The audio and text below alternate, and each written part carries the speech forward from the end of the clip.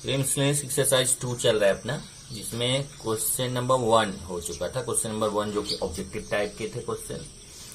अब question number 2 से हमें सोल्यूशन फाइंड करने हैं। तो ज्यादातर अगर आप देखें तो इसमें जो क्वेश्चन नंबर 2 से 21 तक है वो वही जो आपने एक्सरसाइज में क्वेश्चंस किए हैं उसके जैसे ही है। तो फर्स्ट क्वेश्चन आप देख सकते हैं, if the curves, A first curve है ax² plus by² equal to 1 और ए सेकेंड कर्व है a'(x² plus b'(y² equal to 1 intersect orthogonally. अब देखिए ये दोनों इंटरसेक्ट कर रहे हैं और ऑर्थोगोनली मतलब कि दोनों कर्व एक दूसरे से 90 डिग्री बना रहे हैं। ऑर्थोगोनल का मतलब क्या होता है? परपेंडिकुलर। ऑर्थोगोनल तो 90 डिग्री का एंगल बना रहे हैं। तो हमें प्रूफ करना है कि 1/a minus 1/b equal to 1/a dash minus 1/b। तो दोनों का अगर पॉइंट ऑफ इंटरसेक्शन फाइंड करना है तो हम क्या करें, दोनों को सॉल्व कर सकते हैं, उससे उनका पॉइंट ऑफ इंटरसेक्शन फाइंड कर सकते हैं। ओके, तो equation of first curve,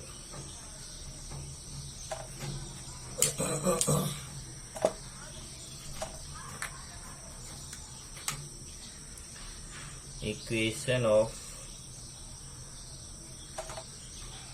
first curve is ax² plus by² equal to 1. Equation of second curve, equation of second curve is a dash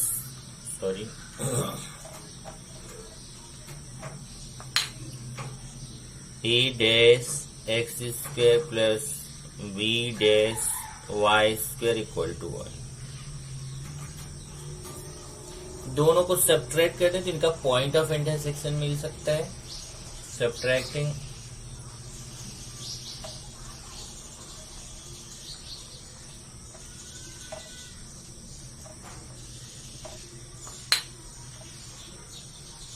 equations 1 and 2,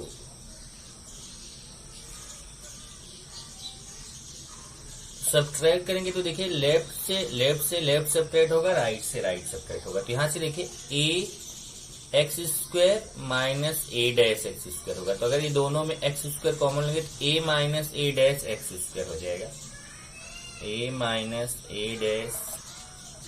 ऐसे यहाँ देखिए by² b'(y²), तो यहाँ b minus b'(y² हो जाएगा।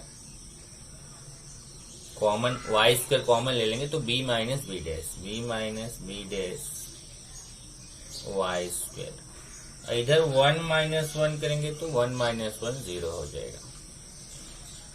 Equation 3। अब हम कैसे भी करके देखें, यहां से x² और y² को रिमूव करना। x² और y² को क्या करना है? रिमूव करना है। तो x² और y² को रिमूव करने के लिए हम क्या करेंगे, देखिए जरा, ये जो ऑर्थोगोनली बोला है ना, इसी का यूज करेंगे। मतलब पहले हम ये जो एक फर्स्ट कर्व है ना, ये कर्व कभी भी ऑर्थोगोनली नहीं रहेंगे, बल्कि उसके टेंजेंट्स ऑर्थोगोनली रहेंगे। तो इसका मतलब क्या हुआ कि यहाँ पर ये जो फर्स्ट कर्व है इसके टेंजेंट का स्लोप फाइंड करेंगे और जो सेकेंड कर्व है इसके टेंजेंट का स्लोप फाइंड करेंगे। और फिर दोनों परपेंडिकुलर है तो परपेंडिकुलर का केस क्या होता है कि m1 into m2 equal to -1। तो पहले जो फर्स्ट कर्व है इसका स्लोप फाइंड करने के लिए हमें डिफरेंशिएट करना पड़ेगा। तो डिफरेंशिएट करेंगे, एक बार इक्वेशन फर्स्ट को डिफरेंशिएट करेंगे, उसके टेंजेंट का स्लोप निकालेंगे, फिर सेकेंड को डिफरेंशिएट करेंगे, उसके टेंजेंट का हम स्लोप फाइंड करेंगे। तो डिफरेंशिएटिंग, पहले हम इक्वेशन फर्स्ट को डिफरेंशिएट कर रहे हैं, ये हमारा इक्वेशन फर्स्ट है। Differentiating equation 1 with respect to x। अब जब आप इसको डिफरेंशिएट करेंगे तो ये देखिए क्या आएगा, a और x² का 2x plus b y square का डेरिवेटिव 2y, लेकिन y वाला टर्म है तो dy/dx और 1 का डेरिवेटिव 0। तो यहां से हमें dy/dx मिलेगा कितना, ये देखिए 2 और 2 कैंसिल होगा और ax उधर जाके माइनस होगा, -ax/by। ये हो गया dy/dx इसका फर्स्ट का। सो slope of tangent of first curve, so slope of tangent of first curve m1 मान लेते हैं इसको m1। ये देखिए क्या क्या dy/dx इक्वल टू ये 2ax, पहले तो 2 कैंसिल होगा, डिवाइडिंग बाय 2 कर दो तो यहाँ ax आएगा, ax उधर जाके माइनस और by अपॉन में आ जाएगा। तो यही जो dy/dx है यही हो गया slope of tangent of first curve m1 equal to -ax/by। ये फर्स्ट कर्व का स्लोप आ गया। Similarly differentiating equation 2 with respect to x, ऐसे इक्वेशन 2 को डिफरेंशिएट करेंगे तो केवल आपका वैसा ही है, केवल a डैश और b dash we get a dash into 2x plus b dash into 2y dy/dx equal to 0। यहाँ से आपको मिलेगा dy/dx equal to -a-x/b-y।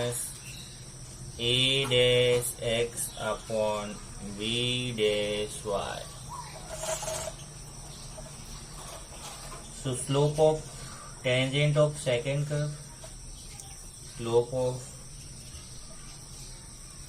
tangent of second curve is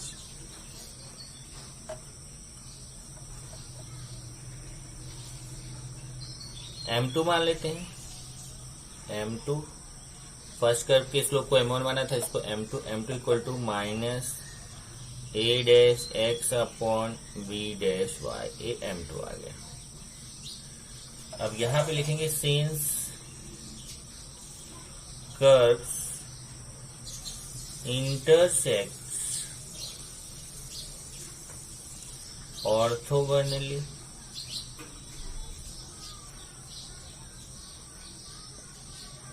so m1 into m2 equal to -1।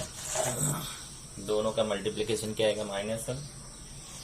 अब चलिए m1 के value कितना है -ax/by, -ax/by into -a-x/b-y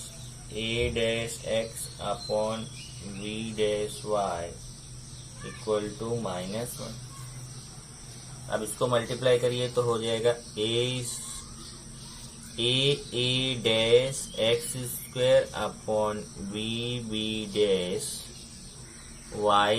equal to -1। एक क्रॉस मल्टीप्लाई कर देते हैं,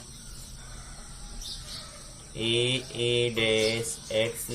equal to -b-y²।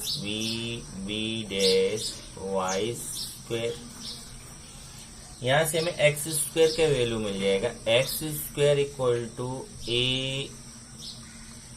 Minus b-y² a। ये देखिए x² के वैल्यू आ गया। यही x² के वैल्यू इक्वेशन 3 में सब्स्टिट्यूट कर दीजिए। Putting this value of x² in equation 3 में सब्स्टिट्यूट करेंगे, वी गेट तो देख लीजिए एक्स स्क्वायर की वैल्यू क्या है, minus b b dash upon a dash y square. ये हम एक्स स्क्वायर के प्लेस पे रखेंगे। तो मैं इक्वेशन 3 पे आ जाता हूं।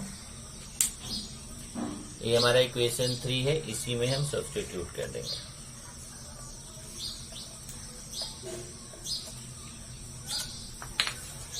इक्वेशन यहां से यहां स्टार्ट होगा, ये लाइन लिखना पड़ेगा आपको। इसमें हम जो एक्स स्क्वायर के वैल्यू है उसको सब्स्टिट्यूट करने चल रहे हैं। ये हो जाएगा a minus a dash, x square के प्लेस पे क्या रखना है, minus b b dash y square upon a dash plus b minus b dash y square equal to 0। Dividing by y square कर दो, डिवाइडिंग बाय वाई स्क्वायर नहीं बल्कि minus b b dash y square, dividing by minus b b dash y square. तो यहां से देखिए जब minus b b dash y square से डिवाइड करेंगे तो ए पार्ट पूरा कैंसिल हो जाएगा। यहां आएगा a minus a dash upon a dash plus यहाँ बी माइनस बी डैश, अब किससे डिवाइड कर रहे हैं, minus b b dash y square से, तो वाई स्क्वायर कैंसिल होगा, माई यहाँ नीचे आएगा minus b b dash.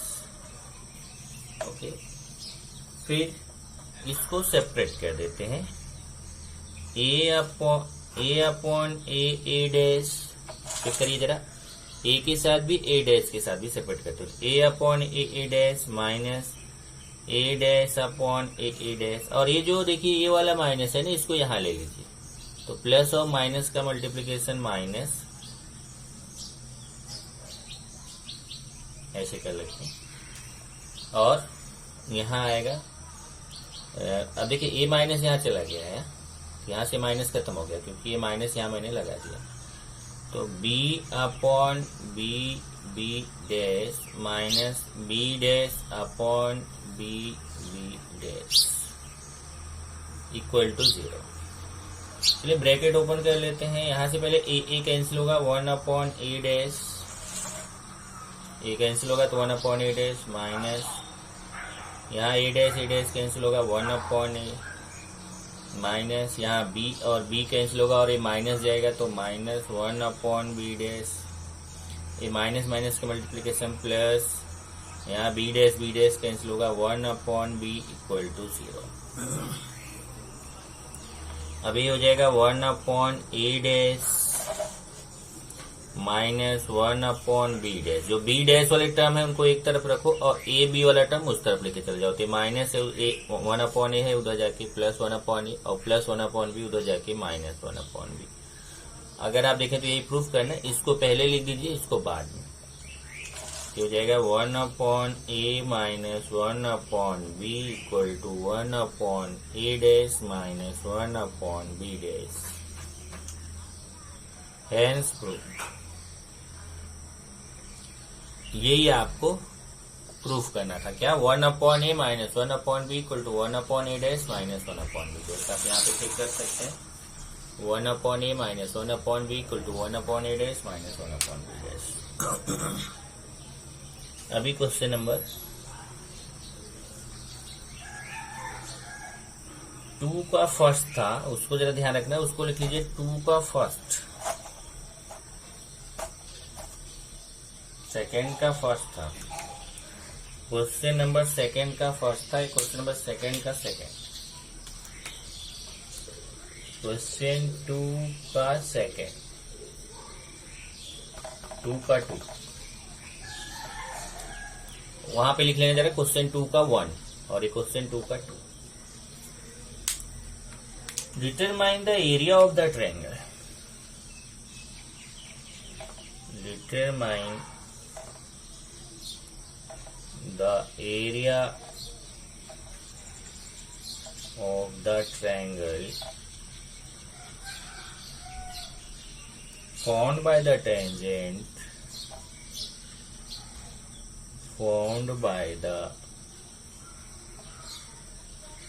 tangent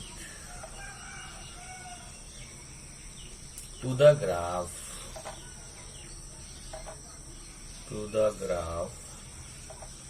of the function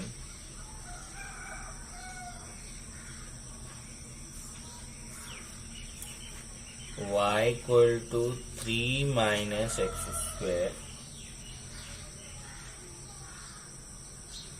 drawn at the point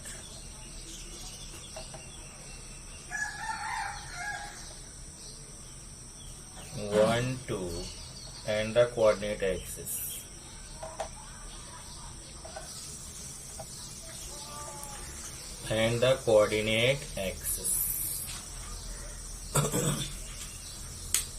तो ये क्वेश्चन क्या है, बहुत आसान है, आप इसको कर सकते हैं। देखिए कैसे करना है।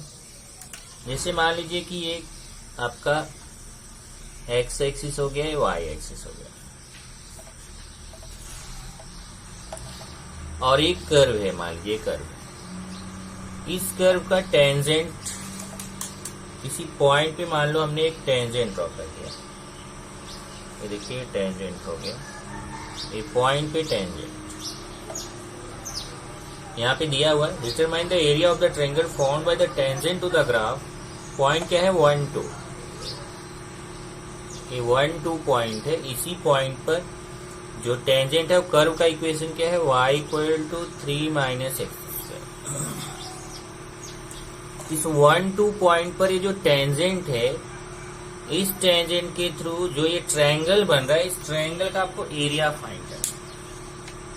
यहां मान लेते हैं, देखिए ये O है, इसको A मान लेते हैं, इसको B।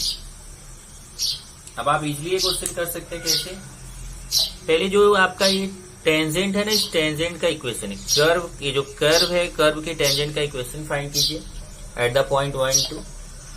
जब टेंजेंट का इक्वेशन मिल जाएगा तो उसमें एक्स एक्सिस पे पॉइंट आप फाइंड कर सकते हैं। एक्स एक्सिस पे पॉइंट फाइंड करने के लिए y इक्वल टू 0 पुट करिए, और y एक्सिस पे जो पॉइंट है उसको फाइंड करने के लिए x इक्वल टू 0 पुट कीजिए। इस तरीके से आपको OA और OB मिल जाएगा, और यहाँ पे 90 डिग्री होता ही है, तो आप एरिया फाइंड कर सकते हैं। Area of triangle equal to half into base into height. इस तरीके से आपको करना है। ये सॉल्यूशन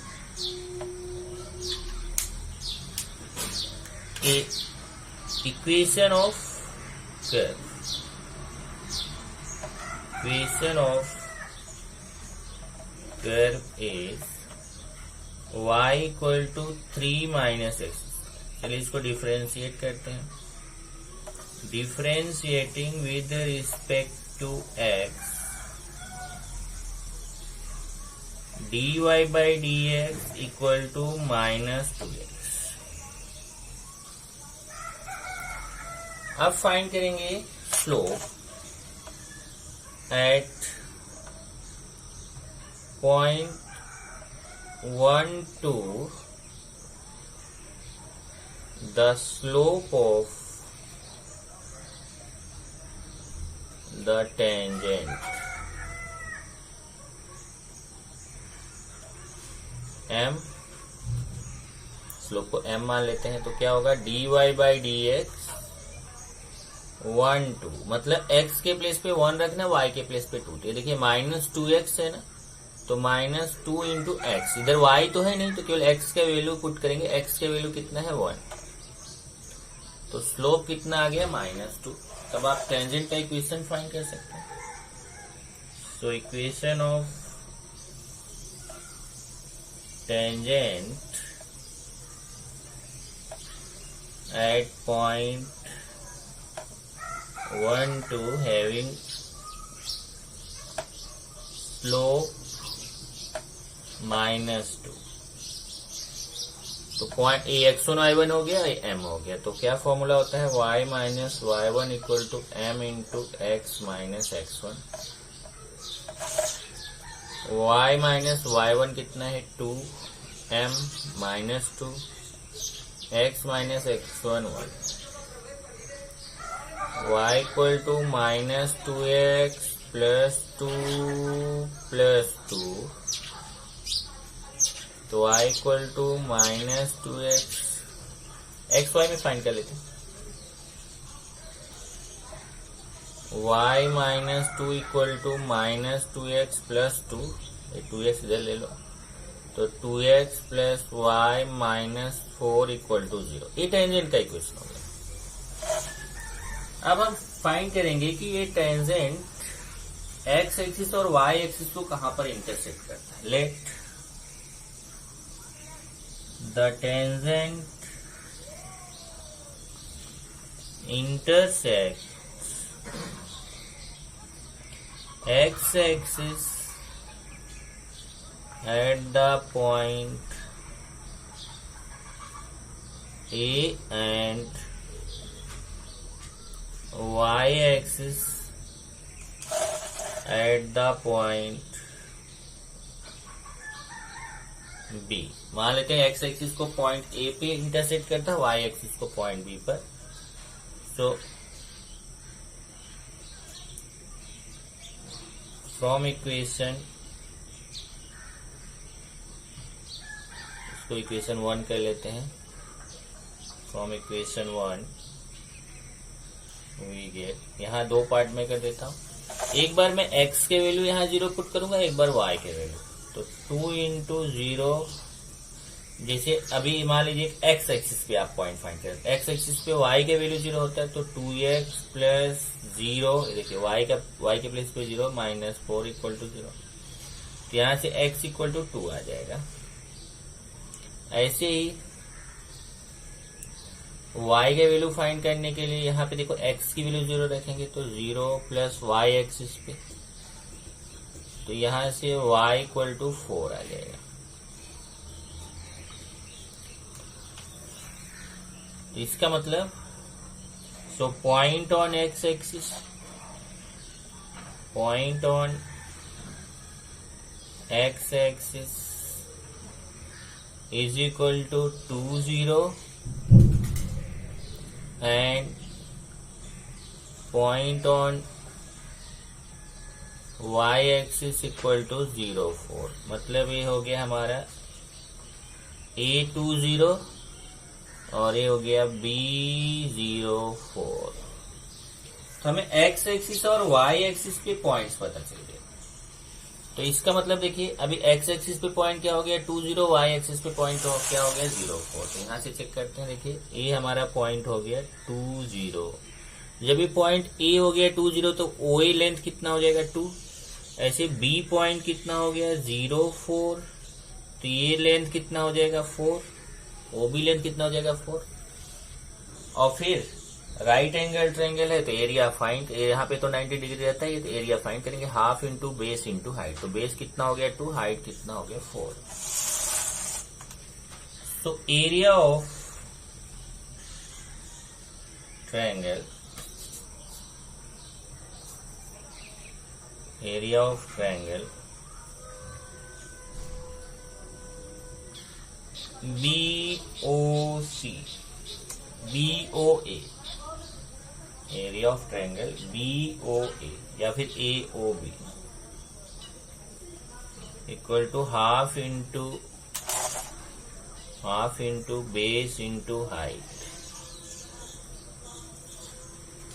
तो हाफ इंटू बेस कौन है OA, हाइट कौन है OB, हाफ इंटू 2 इंटू 4, अभी 2 2 कैंसिल हो जाएगा तो आएगा 4 स्क्वायर यूनिट्स। ये आंसर हो जाएगा। आंसर हो जाएगा area of triangle OAB equal to 4 square units.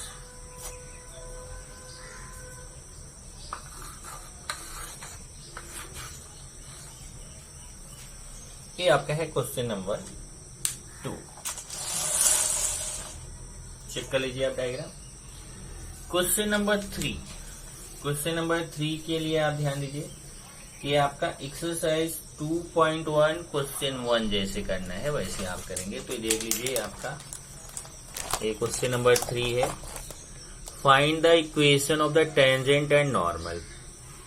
एक कर्व दिया गया, उसके टेंजेंट और नॉर्मल का इक्वेशन पॉइंट पे फाइंड करना है। तो एक लिख लीजिए आप इसको, एक्सरसाइज 2.1 क्वेश्चन 1, ये आपका है एक्सरसाइज 2.1 क्वेश्चन 1, उससे आप इसको कर सकते हैं इजी।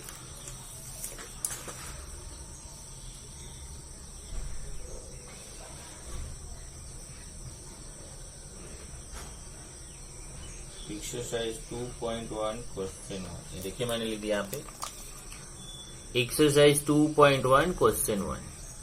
तो उसके तरीके से आपको इसको करना है। अभी क्वेश्चन नंबर 4,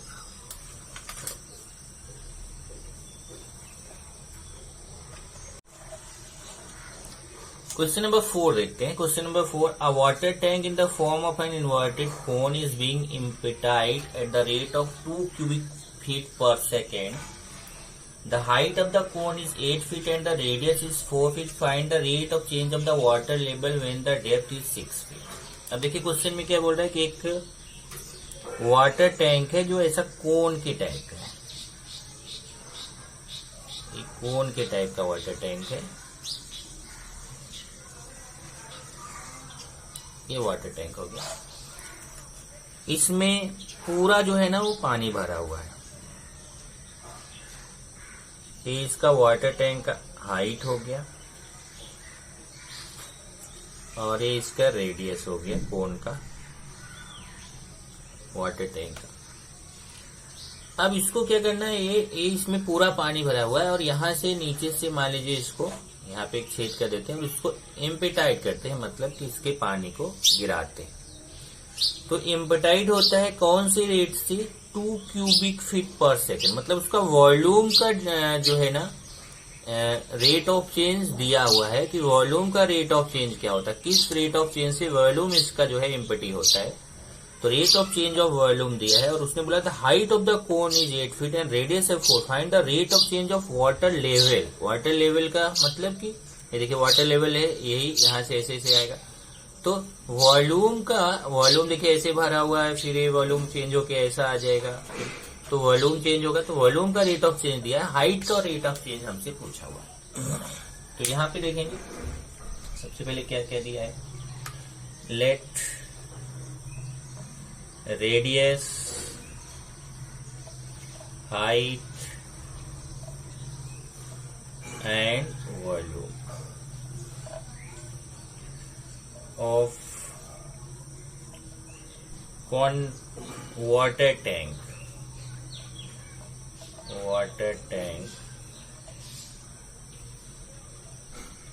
is नहीं रहेगा, 3 है तो R small r, small h and capital V respectively.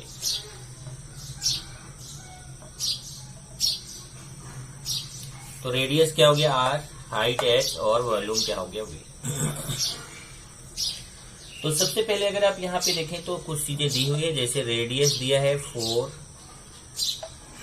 Height दिया है 8, देखिए height of the cone is 8 feet, radius 4 feet, और rate of change of volume दिया है dV/dt 2 cubic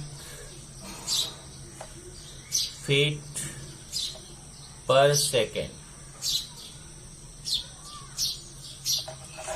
ये 3 चीजें अपने को दी गई। अब यहाँ पे अगर हम H और R के बीच रिलेशन फाइंड करें, ये R/H इक्वल टू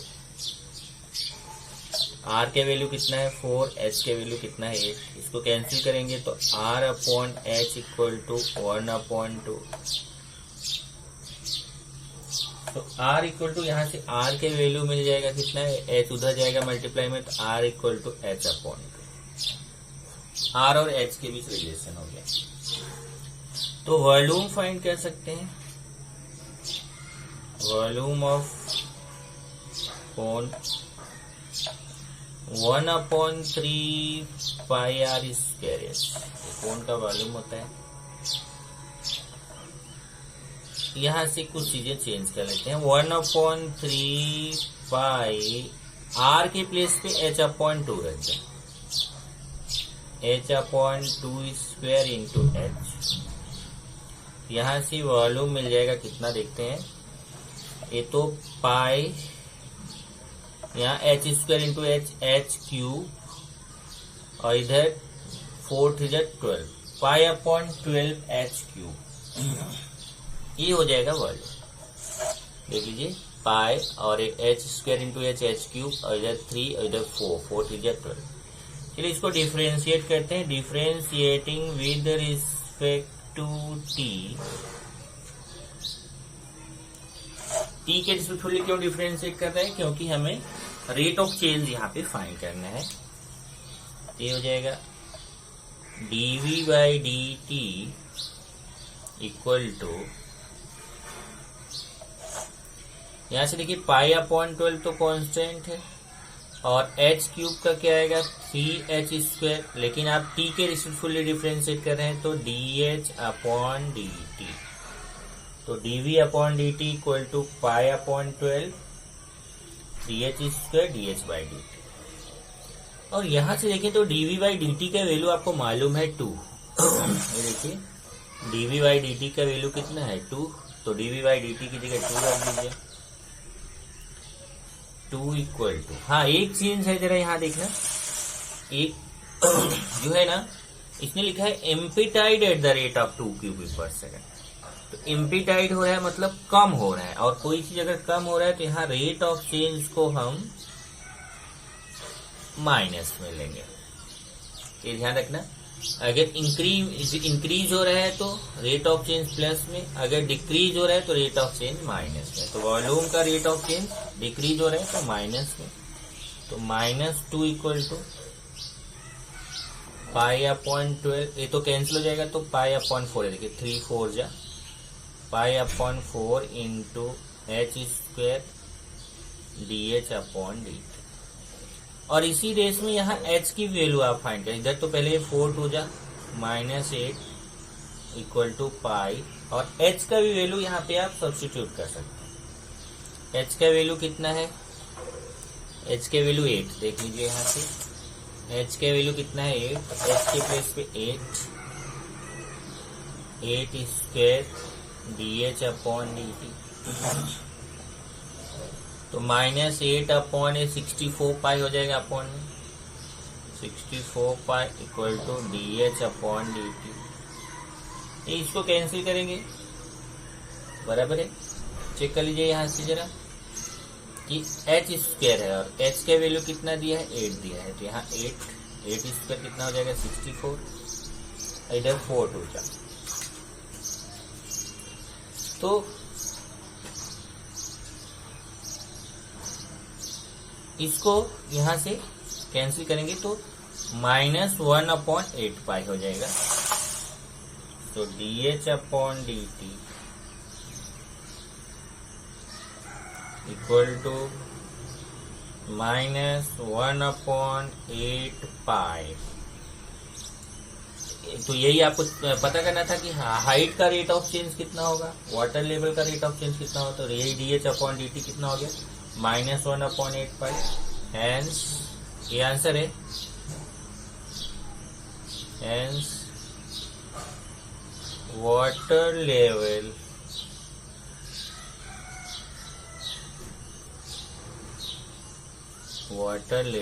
अब यहाँ पे देखिए उसने बोला है रेट वाटर लेवल कितना चेंज होगा, तो water level rate of change of water level, hence rate of change of water level is 1/8 pi, 1/8 pi feet per second। अब यहाँ माइनस क्यों नहीं किया, कि वो रेट ऑफ चेंज क्या हो रहा है, रेट ऑफ चेंज आप चाहे तो माइनस में आंसर दे, नो प्रॉब्लम। आप यहाँ पे -1/8 पाई फीट पर सेकेंड लिख सकते हैं, पर वहां पहले से ही पता है कि वो कम हो रहा है, तो अगर आप केवल 1/8 बाई फीट पर सेकेंड लिखते हैं तो चलेगा। आंसर में तो आप पॉजिटिव में लिख रहे हैं, लेकिन वो क्वेश्चन से पता चलता है कि वहां पे वो कम हो रहा है रेट ऑफ चेंज। ये हो गया question number 4। Question number 5।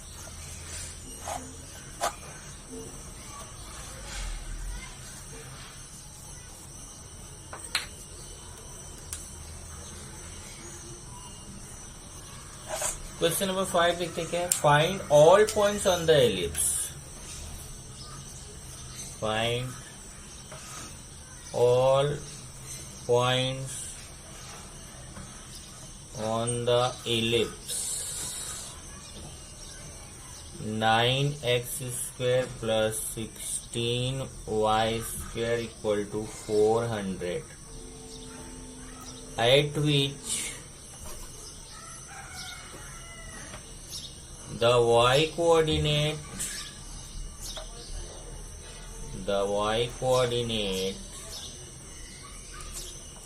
is decreasing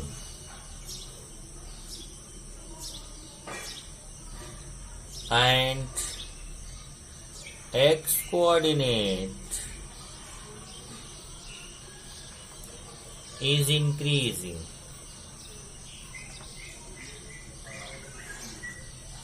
At the same rate.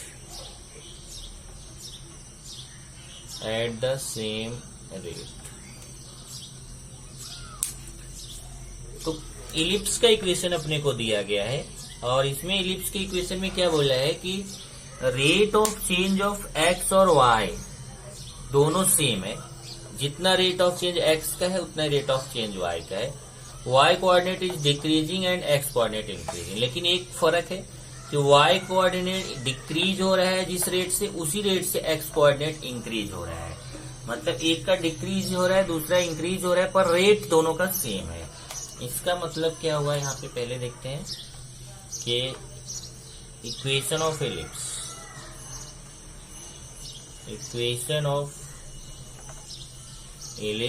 Is 9x square plus 16y square equal to 400। इसको डिफ्रेंशिएट कर लेते हैं। Differentiating with respect to x के रिस्पेक्ट, इसको t के रिस्पेक्ट डिफ्रेंशिएट कर लेते हैं, क्योंकि रेट ऑफ चेंज है ना, रेट ऑफ चेंज है तो t के respect with respect to t we get. अब देखिए जब t के रिस्पेक्ट डिफ्रेंशिएट कर रहे हैं तो यहाँ पे भी d बाई डी टी, यहाँ पे भी d बाई डी टी दोनों में रहेगा। तो ये 9x स्क्वायर का क्या आएगा 2x और dx अपॉन डी प्लस ऐसे 16y स्क्वायर का 2y dy अपॉन डी, और ये 400 कांस्टेंट है तो यहां से हो जाएगा 18x dx by d t plus 32y dy by d t equal to 0। तो 32y dy by d t equal to 18 minus 18x minus 18x dx by d t. इसको देखेंगे तो 2 से डिवाइड हो जाएगा। तो 2 से डिवाइड करेंगे तो 16y dy by d t equal to minus 9x dx by d t. Equation 1 according to given condition. अब कंडीशन क्या दिया है जरा देखते हैं। अकॉर्डिंग टू गिवन कंडीशन दिया है कि जिस रेट से y डिक्रीज होता है, मतलब rate of change of y, लेकिन डिक्रीज हो रहा है तो माइनस, वही सेम रेट जो है x कोऑर्डिनेट इंक्रीज होता है तो ये प्लस में। y coordinate rate of change of y equal to rate of change of x, but y decreases and x increases. तो यहां से अगर आप देखें तो dy by d t equal to minus dx by d t. Equation 2। Comparing question 1 and 2। Comparing equations 1 and 2 we get अब यहाँ से देखिए 1 और 2 को कंपेयर करेंगे तो यहाँ देखिए dy बाई डी टी यहाँ पे भी है, dy बाई डी टी यहाँ पे भी minus dx by d T, यहाँ पे minus dx by d T. तो कंपेयर करेंगे तो इसका मतलब dy बाई dx dt का कोफिशिएंट और माइनस dx बाई dt का कोफिशिएंट दोनों सेम रहेगा, मतलब 16y equal to 9x। Check कर लीजिए, dy बाई dt का कोफिशिएंट कितना है 16y, तो dy बाई dt का कोफिशिएंट कितना है 1, तो 16y इक्वल टू 1। और यहाँ से माइनस dx बाई dt का कोफिशिएंट 1 है और यहाँ माइनस dx बाई dt का 9x। अगर ऐसे नहीं कर पा रहे हो तो आपके लिए एक और तरीका है कि जैसे यहाँ से जो dy बाई dt का वैल्यू है ना माइनस dx बाई dt, यहाँ पे रख दीजिए। इक्वेशन 2 से जो dy बाई dt के प्लेस पे माइनस dx बाई dt रख दीजिए। तो यहाँ पे dy बाई dt जगह जब आप माइनस dx बाई dt रखेंगे तो minus dx by dt minus dx by dt cancel होगा और 16y इक्वल टू 9x आएगा। तो 16y इक्वल टू 9x आ गया यहाँ से। तो x की वैल्यू अगर आप यहाँ से फाइंड करते हैं तो x की वैल्यू फाइंड कर सकते हैं, या y का फाइंड करना चाहें आप y की वैल्यू फाइंड कर सकते हैं। ओके, x का वैल्यू क्या आ जाएगा यहाँ से, चलिए y का ही फाइंड कर लेते हैं। y equal to 9x upon 16। अभी जो y के वैल्यू है इसको इक्वेशन ऑफ कर्व में पुट कर देते हैं। इसको मैं एक काम करता हूँ, इसको इक्वेशन 1 a2 ये इक्वेशन 1 में सब्स्टिट्यूट करेंगे और इसको करता हूं 3 और यहाँ कंपेयरिंग इक्वेशन 2 एंड 3, 2 और 3 को कंपेयर करेंगे। तो सब्स्टिट्यूटिंग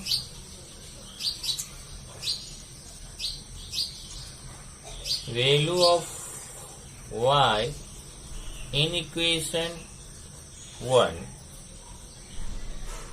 तो y के प्लेस पे 9x अपॉन 16 रखेंगे तो हमें इसको इक्वेशन 4 कर लीजिए, क्योंकि बाद में यहाँ पे भी जरूरत पड़ेगी। तो y के प्लेस पे हमें क्या रखना है 9x अपॉन 16 रखना है, तो हमें x का वैल्यू किसमें रखना है इक्वेशन 1 में। तो चलिए हम इक्वेशन 1 पे आ जाते हैं। ये हमारा इक्वेशन 1 है, इसी में सब्स्टिट्यूट करेंगे।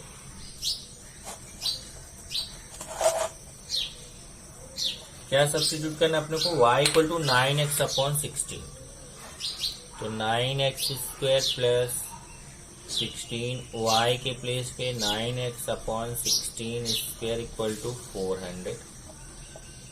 यहाँ से 9x स्क्वायर एक 16 कैंसिल होगा, 81x square upon 16 equal to 400। X square common ले ले तो यहाँ क्रॉस मल्टीप्लाई होगा, 144 plus 81 upon 16 equal to 400। X square equal to 400 upon ये दोनों प्लस कर लीजिए और ये 16 तो मल्टीप्लाई में चला जाएगा और ये डिवाइड में आएगा, 415 225। अब इसको कैंसिल कर लेते हैं बराबर, तो इसको कैंसिल करते हैं 400 इंटू 16 अपॉन 225। तो ये आपका, चलो 15 से करते हैं पहले, 15 आएगा और ये 15 से करते हैं,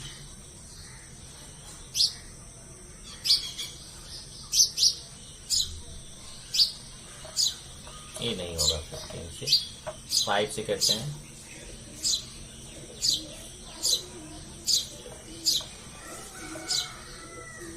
और फिर 5 से करते हैं, ये आ गया। तो 16 इंटू 16 अपॉन 9, तो ये एक्स स्क्वायर हो गया कितना, x square equal to 16 into 16 upon 9। Taking square root, square root लेंगे तो x का वैल्यू कितना हो जाएगा, प्लस माइनस 16 अपॉन 3। x का वैल्यू आ गया प्लस माइनस 16 अपॉन 3। तो इक्वेशन 4 में इसको सब्स्टिट्यूट करेंगे। From equation 4 we get, equation 4 है हमारा, देखिए y equal to 9x upon 16, यहाँ x की वैल्यू सब्स्टिट्यूट करेंगे। तो y इक्वल टू 9x/16 है। तो व्हेन x इक्वल टू 16/3 और यहाँ व्हेन x इक्वल टू -16/3, तो y equal to 9x/16, 9x/16, तो 9/16 और x के प्लेस पे 16/3, तो y equal to 9/3, 9/3 means y equal to 3, हो जाएगा y इक्वल टू 3। यहाँ पे पुट करते हैं x इक्वल टू -16/3 इंटू 16/3,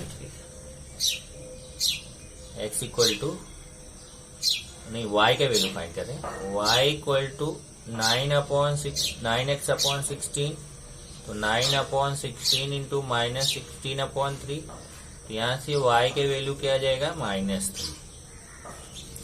इस तरीके से आपको पॉइंट्स फाइंड करने थे। Find all points on the ellipse. देखिए क्वेश्चन क्या था, find all points on the ellipse. तो पॉइंट्स आपको मिल गए, एक पॉइंट हो गया 16/3 3 और दूसरा हो गया -16/3 -3। तो द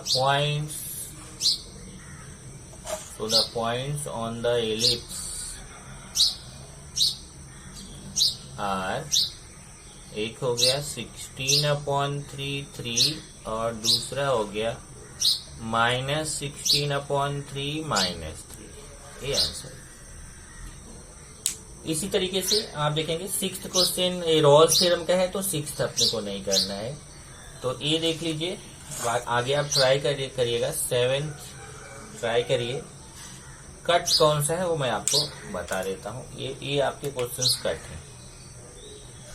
कटिंग कौन से हैं, एक तो 6th कट है, 8th कट है, 9th कट है। 6th 8th 9th ये आपका कट है, तो ये क्वेश्चन आपको नहीं करना है। बाकी आपको मैं होमवर्क देता हूँ, ये आपको करना है। 7th 10th 11th 12th 13th 14th ये क्वेश्चन आप कर सकते हो। इसको अगर आप देखो तो मैं यहाँ पे बता दूं, इसमें कुछ क्वेश्चन ऐसे हैं जो डायरेक्ट एक्सरसाइज से हैं। तो आप इसमें जो एक्सरसाइज के पहले किए हो वहां से चेक करोगे तो बहुत सारे क्वेश्चन आपको यहाँ पे मिलेंगे। जो नहीं आएगा वो क्वेश्चन मैं नेक्स्ट लेक्चर में आपको बताऊंगा।